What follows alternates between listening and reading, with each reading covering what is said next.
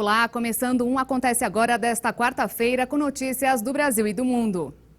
Iniciamos com o pronunciamento do governo de São Paulo a respeito de novas restrições para conter o coronavírus no estado. Na fase vermelha, com apenas atividades essenciais em funcionamento desde o fim de semana, era esperado que fosse anunciado um maior endurecimento do plano de flexibilização, como restrições ao horário de funcionamento dos estabelecimentos que ainda permanecem abertos, já que quase 20 unidades de saúde estão com 100% de ocupação dos leitos de UTI para a Covid-19 e pelos altos índices de óbitos diariamente. Mas o governo optou por adiar a possibilidade de anúncio de uma fase roxa, que é ainda mais restritiva que a vermelha e estudada desde o fim de fevereiro.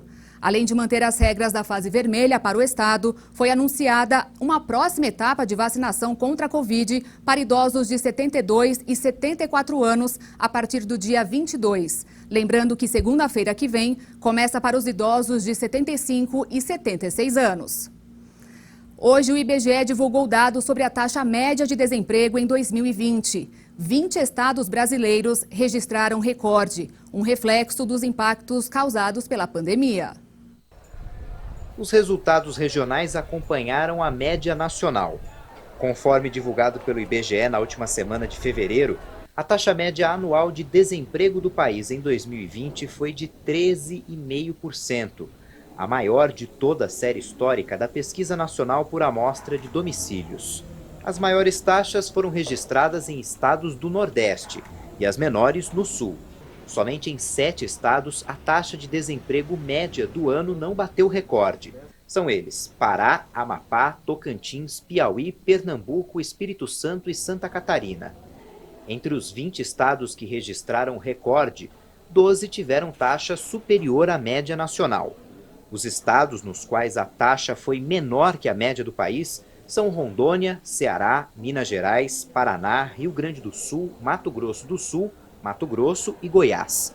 Em 15 estados, a maioria do Norte e Nordeste, o nível de ocupação ficou abaixo de 50% em 2020. Isso significa que menos da metade da população em idade de trabalhar nesses estados estava ocupada no ano. Na média nacional, foi a primeira vez que isso aconteceu. E agora o mercado financeiro. O dólar fechou em forte queda nesta quarta-feira, com os investidores de olho no avanço da PEC emergencial e em declarações do ex-presidente Luiz Inácio Lula da Silva. A moeda norte-americana caiu 2,41% e encerrou o dia cotada a R$ 5,652 na venda. E olha só essa, uma rede de supermercados na Rússia lançou uma forma de pagamento por reconhecimento facial, uma tecnologia que está dando o que falar. O primeiro grupo de distribuição da Rússia, o X5, anunciou o lançamento do pagamento por reconhecimento facial. Este é o mais recente exemplo do rápido e, para alguns, polêmico desenvolvimento dessa tecnologia no país. O número de supermercados conectados ao sistema deve aumentar de 52 nesta semana para 150 até o final de março. Existem atualmente mais de 5.500 self-checkouts equipados com o módulo de reconhecimento facial. Estamos planejando um lançamento em todo o país em um futuro próximo. Para lançar o sistema de pagamento por reconhecimento facial, o Grupo X5 juntou forças com o sistema de pagamento Visa e o gigante estatal russo Sberbank, que busca se tornar uma empresa de TI. Para concluir as transações na era da pandemia, os clientes precisarão remover suas máscaras rapidamente e olhar para a câmera. As empresas envolvidas afirmam que as compras são criptografadas e protegidas e as tentativas de roubo de identidade são evitadas por uma câmera 3D que mede a profundidade do rosto do usuário. O reconhecimento facial está se desenvolvendo rapidamente na Rússia, o que aumenta a preocupação de ativistas sobre a vigilância do Estado. No início da pandemia, Moscou usou milhares de câmeras para monitorar o cumprimento das medidas de bloqueio. Uma ONG lançou uma campanha no ano passado contra o uso em massa de reconhecimento facial pelas autoridades, destacando abusos do sistema, vazamento de dados e falta de consentimento. E para encerrar, eu deixo uma perguntinha para você. Já pensou em fazer uma viagem a bordo de um trem luxuoso sul-africano, bem longe da Covid? O passeio de 2 dias é famoso pelas paisagens e os serviços 5 estrelas. Mas quem quiser se aventurar vai ter que pagar um preço bem salgadinho, $1.300, que equivale a mais de R$7 mil. Uma última olhada na montanha da Mesa e nos arredores da Cidade do Cabo antes de começar uma experiência de 48 horas a bordo do Trem Azul 5 estrelas. Este trem é a joia do sistema ferroviário sul-africano e até pouco tempo atrás atraía entusiastas de todo o mundo. Mas a pandemia de Covid-19 mudou tudo. A companhia baixou os preços com o objetivo de se tornar mais atraente para os turistas locais. O valor das passagens caiu pela metade, $1.300 por pessoa em cabine compartilhada com pensão completa. Muitas pessoas tinham a viagem na lista de desejos, mas estava acima do orçamento do público em geral na África do Sul. Agora, com a Covid e as fronteiras fechadas, a tornamos acessíveis a essas pessoas e os locais têm aproveitado com prazer e temos recebido uma boa resposta.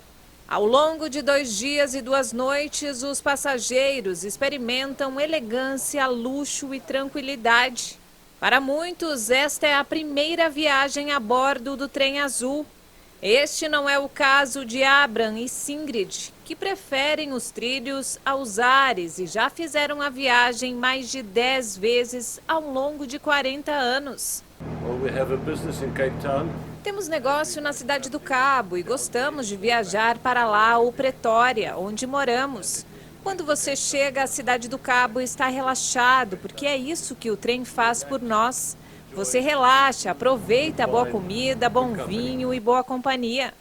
Nos 70 anos de vida, a fórmula simples do Trem Azul continua a mesma.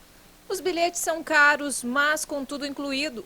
Bebidas, refeições, entretenimento e alguns momentos que não têm preço, como a vista do deserto nas primeiras horas da manhã.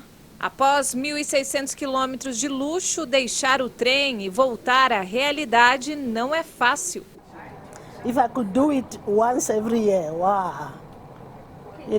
Se eu pudesse, faria isso uma vez por mês. Agora, da Cidade do Cabo a Pretória, na próxima faria o caminho contrário, só para apimentar a vida. Os acampamentos ao lado dos trilhos do trem são um lembrete das desigualdades da paisagem social na África do Sul. Chegando à estação de Pretória, os parênteses de um momento de encantamento acabam para este pequeno grupo de viajantes, que passou 2 dias longe dos problemas da vida e da preocupação com o coronavírus.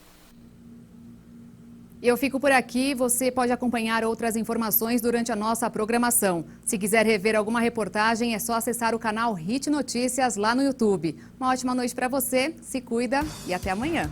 Tchau!